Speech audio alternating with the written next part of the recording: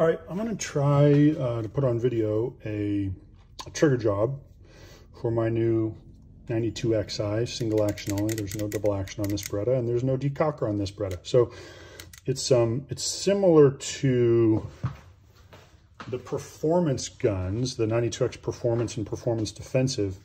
They have a different frame. This one uses the Vertec frame that's very similar, probably just adapted from the 92X full size or the M9A4, right? Vertec rear alloy frame, slightly different back strap.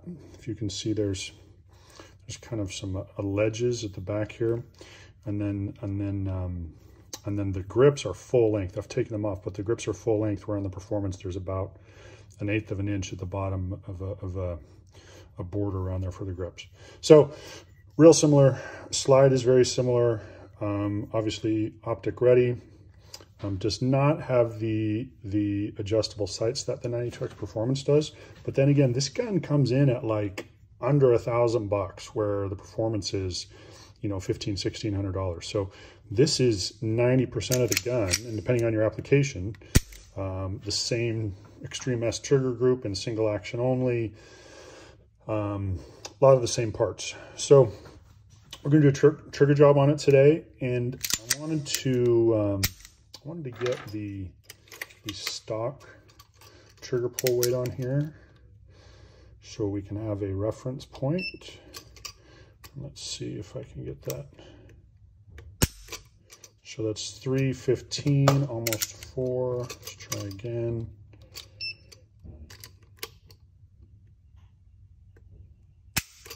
Oh boy, I was too high up on the trigger that time. That was 5 pounds. Let's see if I can get a good spot down a little bit lower. So 3.7, so 3.5, 4 pound trigger, depending on where you pull it from. Obviously more leverage down here makes it easier to pull, and if you're pulling up the top, it's too hard. So let's do one more real quick. We'll do it right there. So 3.7.5. So we're gonna call it 3.5 pound trigger. And this trigger has, the take up is fine. And then right there at the wall, there's just that creep a little bit, and then through, and then reset is, let's see if you can see.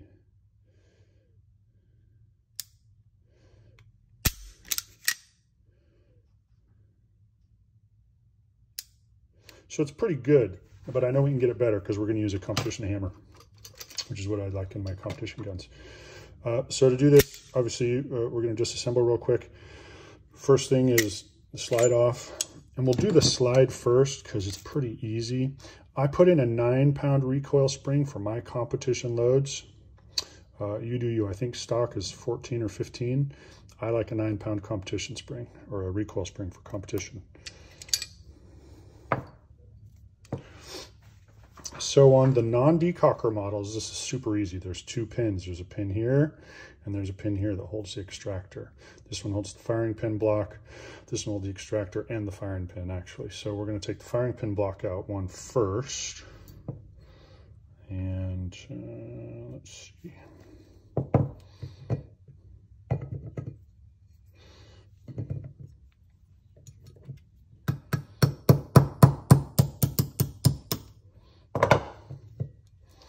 All right, and if I hold my finger under there on the firing pin block, it will literally just fall out. There's a firing pin block and a firing pin block spring that you can see right there, okay? I don't do anything to those. It's not necessary to. And then the second one is this guy right here, which comes out from the bottom, and it comes out at an angle. But there's not a lot of tension here. Literally, it comes out and you can see it kind of poking proud there.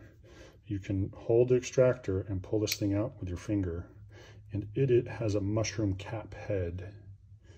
It's bigger at the top end, if you can see that, so that it doesn't go too far. Oh, look at that, we just lost our firing pin. So if you release tension on your extractor, the firing pin will pop out, and it did. And then if we can get the spring out. There we go. Okay. So firing pin spring, firing pin block, and then the 2 pins. And I'm just going to leave the extractor and the extractor spring alone. But I use this M-Carbo kit. It's about a $30 kit, and it comes with a bunch of things. I've got one open here. It comes with 3 hammer spring weights. It comes with, and I use the 14-pound because I like my farmers to go bang. It comes with a light trigger spring, a lightened firing pin spring. It comes with a heavier recoil spring, which I don't use. Like I said, I like the 9-pound spring. And then it comes with a lightened sear spring, which, and then a heavier extractor spring, which I know some people like that. I have not had good luck with a heavy extractor spring, so I don't use it. All right, so anyway, for top end, we don't need sear spring or any of that stuff. So we're going to take, and remember, I leave my extractor captured, although it's, you know, it's nothing, no big deal. We literally just take it out. There's the extractor spring in a little cavity down there. There's the extractor, uses the same extractor as every other 92 I've seen, so there's that. All right, and then I'm going to take the firing pin and the firing pin spring, drop those guys back in there, and it goes so that the big cutouts on the pin there are on the same side as the extractor. Like, they have to be, or they won't engage with everything. And then I push that firing pin in, put tension on the extractor, because that will hold the firing pin where it needs to be. Put this top pin in, and it has what looks like stake marks, a little slot there, but I believe that's, I don't know what that's for, but it is not a staked pin. It's literally taps right in there. You see how easy that is. And then when I put the optics plate on, it covers that pin, so it's not walking out. All right, so now that the pin is captured, now we just go back in here, and I use a very small punch, and I slip that back in the right hole, put the block in, and tap that pin home. I mean, you don't even have to use the block, the armorer's block. Although to finish it out, I do, just to get that pin flush where I like it.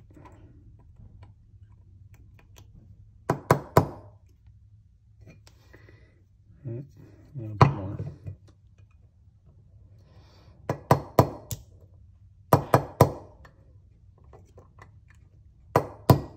There we go. All right, so the slide's done. Super easy. Okay, keep him flying over. Let's get him out of the way, so I can put all this stuff over to the side. All right, now the frame's a little bit harder, although not much. A lot of people have trouble with the safety, because there's a roll pin right there that keeps the 2 safety sides attached. And then the sear spring can be a little bit of a pain in the butt, but there's a couple tricks. So first of all, I have this sleeved pin punch set from Rennstieg, and they are 0.9, so that one's critical to get that little roll pin out, because the bottom of the hole is smaller than the top, so that the pin can't go all the way through. And then the sleeved portion, and you'll see when I do it, the sleeves allow me to put the pin, start it, hold it with the sleeve, get it started, and tap it in, so it's like having 3 hands, especially in a little tight spot like that. Makes this part of the job super easy. So, disassembly. The slides stop here. If you rotate all the way up and then start pulling out, it's pretty easy. And then there's a little spring that I just leave on there because we're not changing it, but it has a dog leg right there that goes back in, and it actually captures the trigger pin. So that's an important little spring. Okay. The trigger return spring, which is in there, when you pull the trigger pin out, it will go flying. So put your thumb over that. Some people do this in a plastic bag, but whatever. Put your thumb over it, push the trigger pin out, and then when you remove this, you'll feel that trigger return spring come popping out. And you can see there's a difference. The big one on top, maybe you can't see. the big one is the light one in this hand, and this is the stock one. This one is much lighter, much easier to install too. So taking that out, I'm going to take out the trigger bar spring, which literally just disengage it and let it kind of fall out. And again, there's no reason to change that. Nobody makes a better one because it's just keeping the trigger bar in place. It's not doing anything tension-wise. Take the trigger bar out. Okay. And then the trigger literally just slides right at the top. So I'm gonna go grab a standard trigger real quick. Well, this is easy enough. So you can see there's a lobe on the top of this trigger right here. See, so this side there's no lobe, and this side there's a lobe.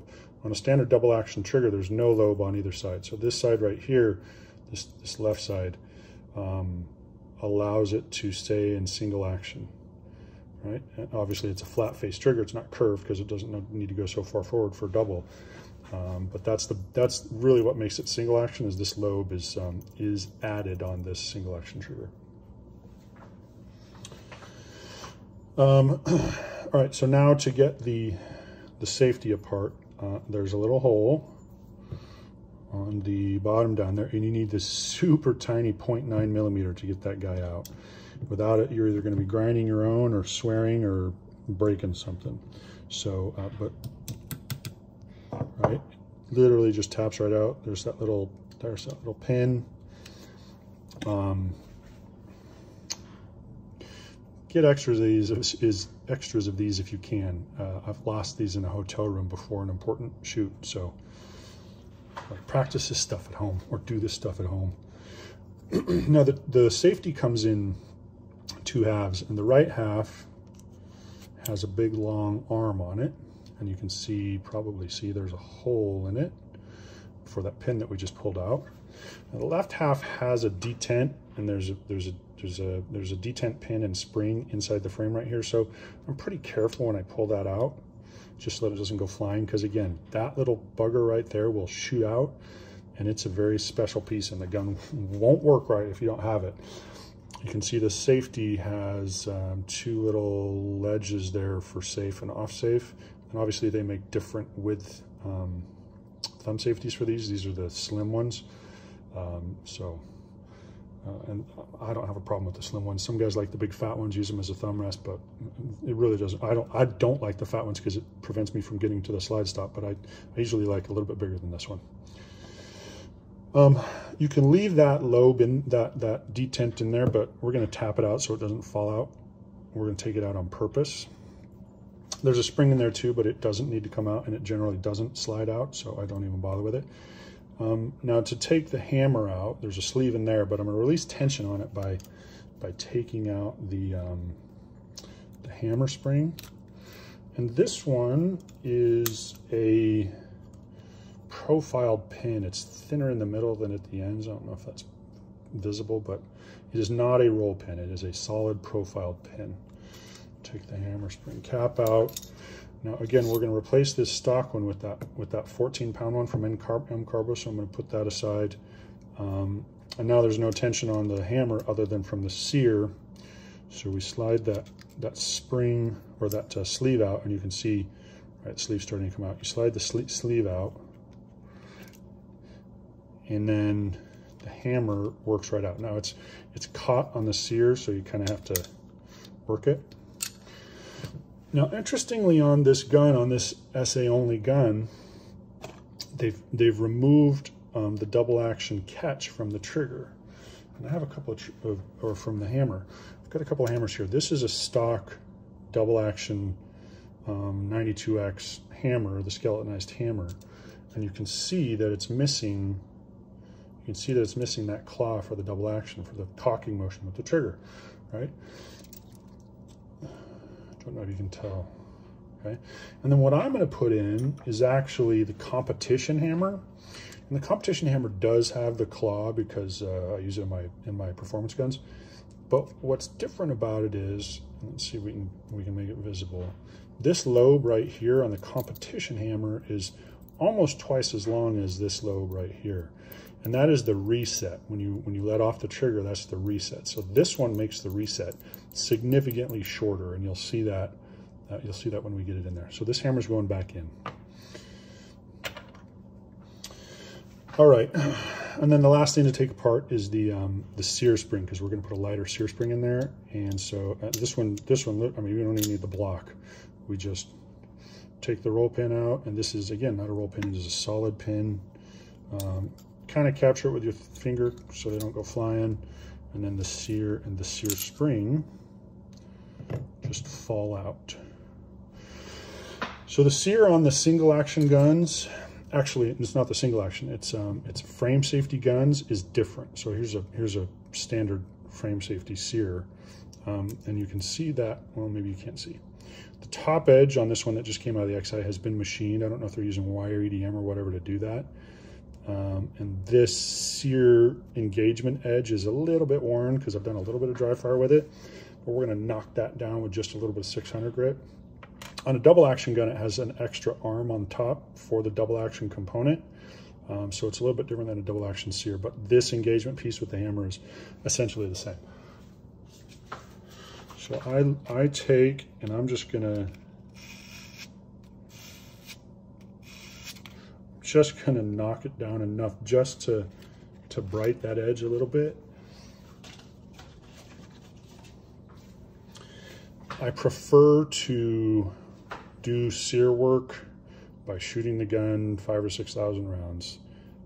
It gets better as you shoot it. So if there's any hitches or whatever, this will smooth out, and it will mate with the trigger, and you'll have you know, a trigger and sear that have machined each other basically. So you can polish them. You know, you might polish it with a Dremel, you might just kind of smooth that edge off, but then you take the risk of running too much in material off there. So I knock the burrs off with that 600 grit, and then I install it. All right, so for reinstallation, hammer strut. And there's another place where I might run a little bit of 600 grit, is on that top lobe. Okay. For reinstallation, the hardest parts are the sear spring, because it's kind of a pain to hold it and get tension on it. And then for some people, although I'll show you the trick to reinstall the safeties, because of that funky tiny little roll pin. But we'll get this done. So first thing is to get the sear back in place.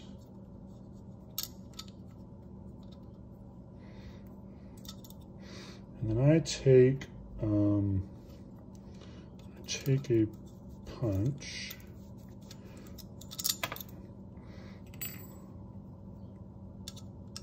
hopefully.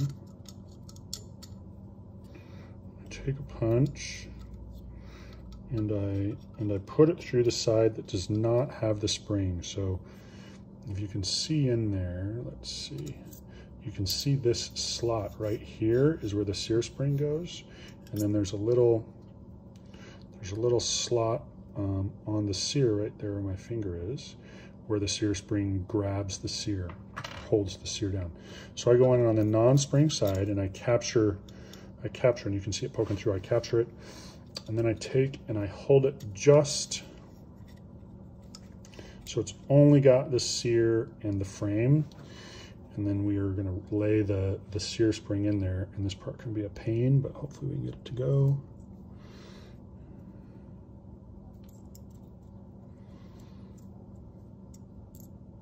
All right, so it's mostly in there, kind of in the right spot. So so I will take and I will put it in the right spot as much as I can. And we got to make sure that it's capturing the little thing on the sear, and then you want to line up the hole in the spring with, I'm telling you, this is the hardest part of the dang thing.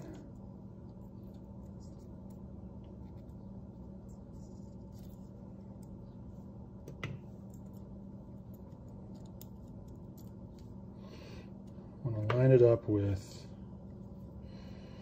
the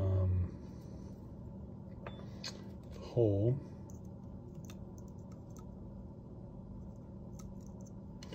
And then we're going to put a little bit of pressure on it. And you can do a couple of things, but this is the hardest part. You can push down on the guy so that you get just enough tension on there so that you can put that punch back through there. Okay, and now the spring is captured with the punch, right? And then you feed your pin back in on top of the punch so that it's never not capturing it, right? And then, so now you're through, you can take your punch out and you can tap that guy back in there. And then even it out.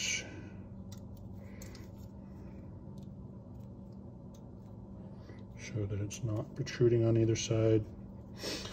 Okay, so now my sear spring is in, and it's a lighter sear spring, and you can't really tell by using it, but you want to test to make sure that your sear has tension right here, and you can do that by pressing against it. If it doesn't have tension, that means that your arm went under the sear, and that's not going to work.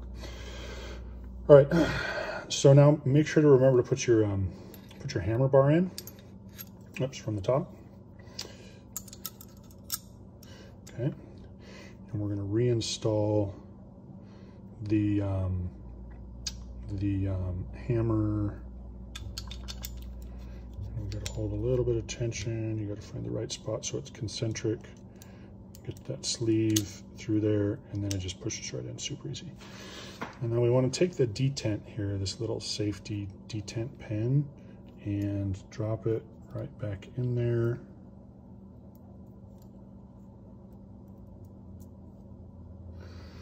And maybe guide it in with a tiny, tiny pin, or tweezers if they're in your toolkit.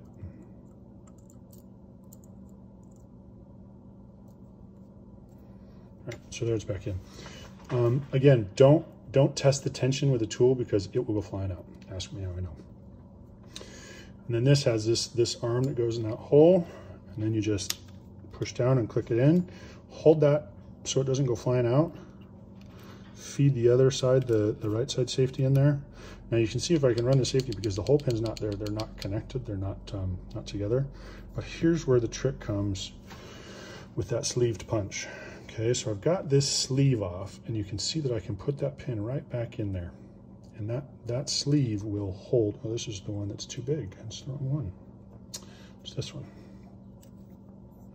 That sleeve will hold that roll pin like it's your third hand and your best friend, I'm telling you. Because now, super easy, you just set it on there, hold it in the right spot, and it's in, like, done. Super, super easy. Before I had these sleeved punches, holy cow. This was a miserable part of this job. And then you just tap it to seat it all the way through.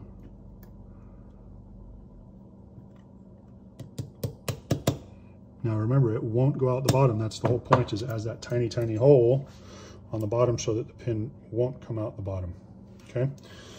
So my safeties are now in sync and they're captured in the gun. So that's the two hardest parts of this trigger job, is getting those two pins back in place. And what did that take? 5 minutes, if you have the right tools. All right, so we're going to put the hammer spring in. Re-engage that guy. Okay, so you want to make sure that the hammer strut slots into the little slot in the hammer. You can see it right there. There you go. The hammer strut bar has to slot in between there, or it won't engage correctly. So you can see it, I don't know if you can see on the video, but you can see the hammer strut right here through the window, and you can see that it is in the right spot because I can cock it all the way back. Okay. So the hammer strut is in, or was in the right spot, and I can see it in there again. So it's in the right spot down there. And you can tell because the strut will actually fall pretty far down in the hole there. So I'm going to take my 14-pound spring from M-Carbo. They're not in the hole yet.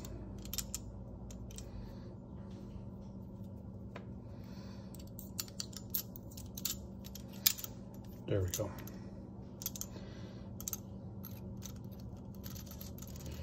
Take that 14-pound spring, take my spring cap, take my roll pin or my pin, and tap it home. All right, super easy. And now I've got hammer tension. All right, next thing we're gonna do is put the trigger back in. So trigger bar, and this little dog leg right here has to go in that little slot right there. There's a slot between the frame and the safety. So put that in there, feed that up. Put this guy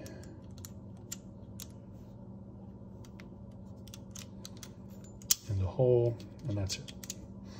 And then your trigger bar spring, the bottom, again, that bottom dog leg, there's a hole in the frame. You just loop it in there, put it right up there. And there's a slot in the trigger bar, push it up. Easy, easy.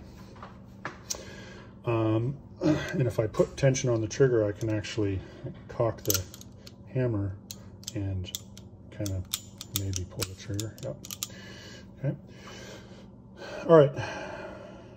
Did I use the wrong sear spring? Did I put the wrong sear spring back in this pistol?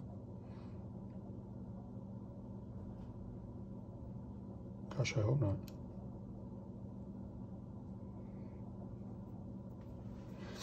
We'll find out when we pull the trigger. All right. Trigger return spring sets in there. I take the trigger pin, I get it started, but let's take the spring back out.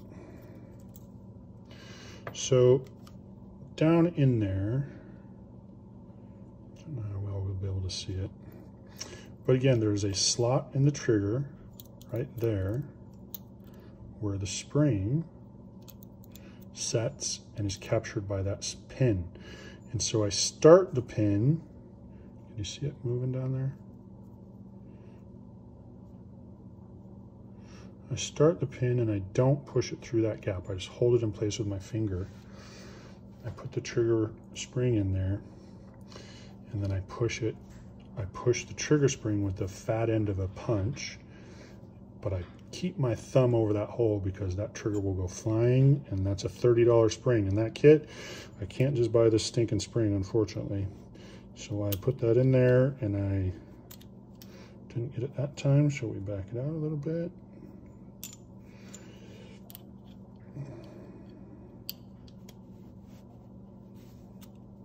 Didn't get it that time. All right, got it that time. So now you can see the spring is captured back there, right? And now we could pull the trigger on that thing, okay? And then finally, my slide stop. Make sure that that spring, where you can see the top of it against my thumbnail there, that spring has a little slot right in there. So I just pin it against the piece there, and then this dog leg right here will keep the trigger spring or the trigger pin from walking back out. Very clever. So you slide that sucker in,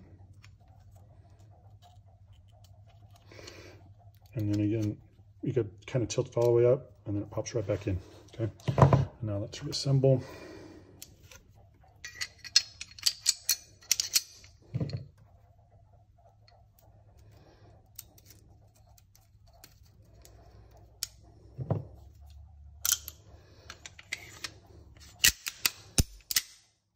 Function test. Now we can watch the reset on here. Let's see if we can get that. Right, it cuts a couple of millimeters off that reset. Super nice. And then let's test pull weight, see what happened there. All right. 0.33, that wasn't right. I think I did not put the right sear spring in.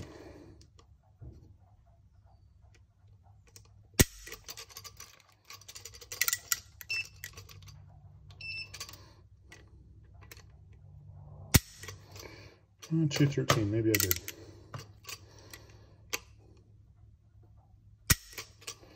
No.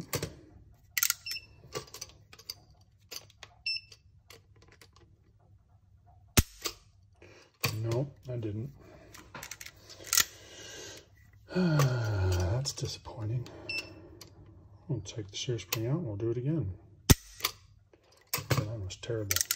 Yeah, so didn't replace my shear spring, so take it apart and do it again.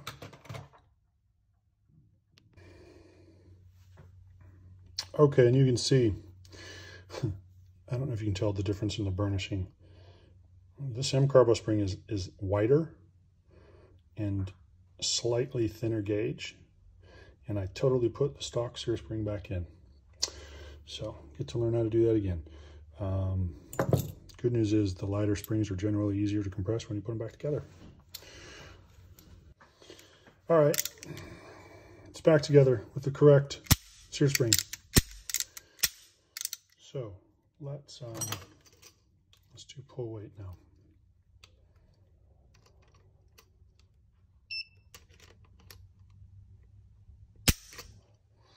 214.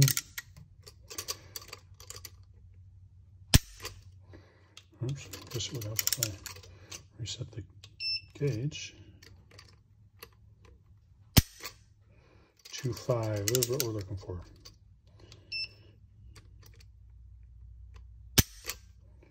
2.1, that's pretty low on the trigger that time. Slipped a bit.